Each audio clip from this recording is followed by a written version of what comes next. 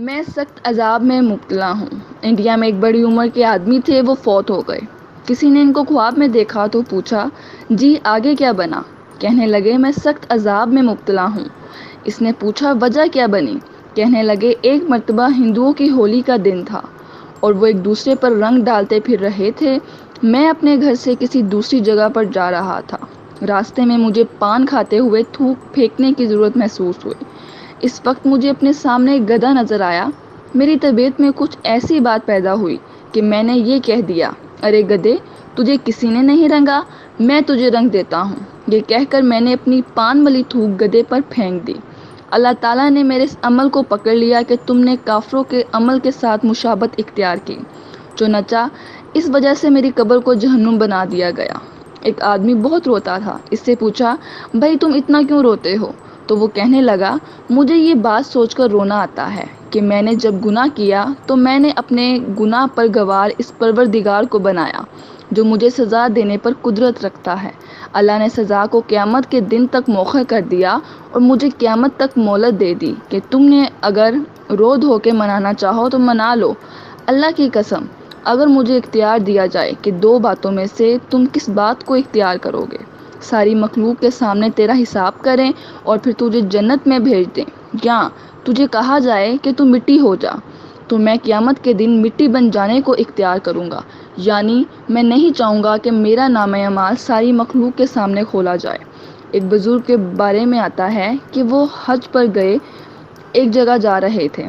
ان کا تھیلا ان کے ہاتھ میں تھا۔ ایک نوجوان آیا اور ان سے ان کا تھیلا چھینا اور بھاگ گیا۔ ذرا آگے گیا تو اس کی آنکھوں کے سامنے اندھیرا چھا گیا، جیسے بینائی چلی گئی۔ اس نے رونا شروع کر دیا۔ لوگوں نے پوچھا کیوں روتے ہو؟ کہنے لگا میں نے فلاں جگہ پر ایک بوڑھے میاں کا تھیلا چھینا ہے اور مجھے لگتا ہے وہ کوئی مقبول بندے تھے کہ میری بینائی چلی گئی۔ مجھے ان کے پاس لے چلو، میں نے ان سے معافی مانگنا چاہتا ہوں۔ چنانچہ لوگ اس کو اس جگہ پر لے گئے۔ وہاں وہ بڑے میاں تھے، قریب ہی ایک حجام تھا۔ اس سے پوچھا تو کہا کہ وہ نماز پڑھنے گئے ہیں، ابھی آتے ہیں، آپ اگلی نماز تک انتظار کریں، میں نشاندہی کر دوں گا۔ اگلی نماز تک وہ بزرگ آ گئے۔ اس حجام نے ان کی نشاندہی کر دی۔ اب وہ نوجوان ان سے معافی مانگنے لگا اور کہنے لگا، حضرت آپ مجھے معاف کر دیں، مجھ سے غلطی ہو گئی، میں بڑا شرمندہ ہوں اور توبہ کرتا ہوں۔ اب وہ فرمانے لگے کہ میں نے تو آپ کو اسی وقت معاف کر دیا تھا جب بار بار اس نے معافی مانگی، اور بار بار انہوں نے کہا کہ میں نے تو اسی وقت آپ کو معاف کر دیا تھا۔ تو لوگ بڑے حیران ہو گئے۔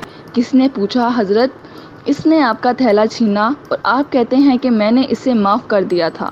وہ بزرگ کہنے لگے، ہاں مجھے ایک خیال آ گیا تھا جس کی وجہ سے میں نے معاف کر دیا۔ پوچھا کیا خیال آ گیا تھا؟ اس نے کہا کہ میں نے علماء سے مسئلہ سنا ہے کہ نبی کریم صلی اللہ علیہ وآلہ وسلم نے فرمایا کہ قیامت کے دن میری امت کو حساب کتاب کے لیے پیش کیا جائے گا۔ جب تک پوری امت کا حساب و کتاب پورا نہ ہو جائے گا، میں اس وقت تک جنت میں قدم نہیں رکھوں گا۔